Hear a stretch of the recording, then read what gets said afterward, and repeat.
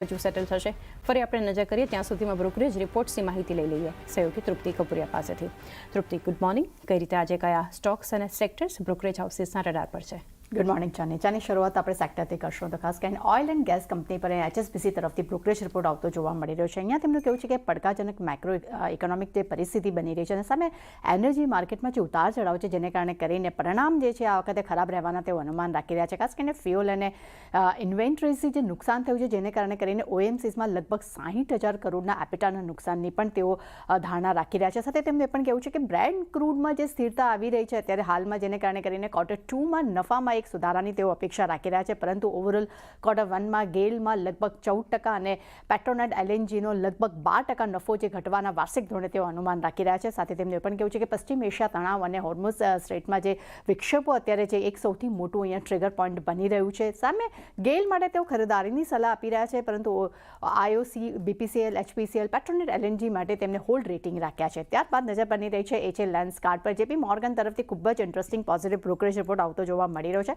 પરંતુ તેમને overweight rating સાથે અહીંયા કવરેજ શરૂ કરી દીધું છે. લક્ષ્યાંક તેમને ₹635 પ્રતિ શેર કર્યા છે. તેમનું અહીંયા કહેવું છે કે આ કંપનીને તેઓ મજબૂત ગ્રોથ સાથે એક સ્કેલેબલ અને મજબૂત નફાવાળી આઈવેર બિઝનેસ તરીકે આ કંપનીને તેઓ જોઈ રહ્યા છે. સાથે તેમનું પણ કહેવું છે કે કંપનીની આવક ગ્રોથ અને નફો જે છે તે આવનારા સમયમાં એટલે કે લાંબા સમય સુધી પણ યથાવત રહેવાની તેઓ અપેક્ષા રાખી રહ્યા છે.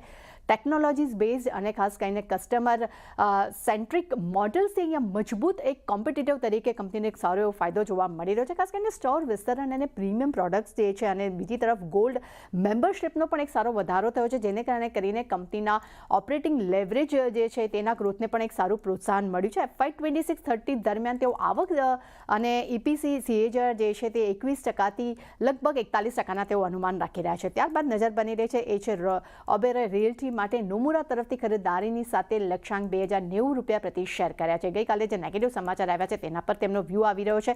તેમનું કહેવું છે કે પંજાબ અને હરિયાણા હાઈકોર્ટે અહીંયા DTPCની ફરિયાદની અગેન્સ્ટમાં તેમને 360 નોર્થના નવા અલોટમેન્ટ પર તેમને પ્રતિબંધ લગાડ્યો છે, પરંતુ કંપનીનું કહેવું છે કે હાલમાં તેના સેલ્સ અને કન્સ્ટ્રક્શનમાં કોઈ પણ અસર નહીં થાય.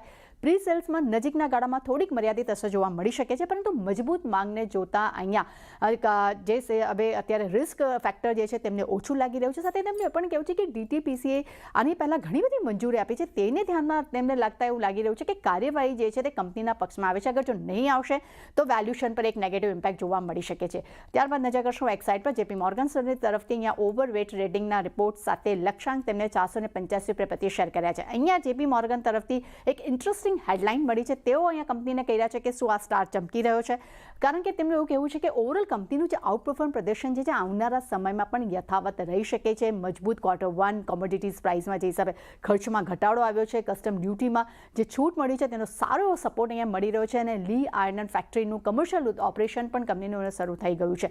આ કારણથી એક પોઝિટિવ વ્યૂ તેઓ અહીંયા એક્સાઇડ માટે આપી રહ્યા છે.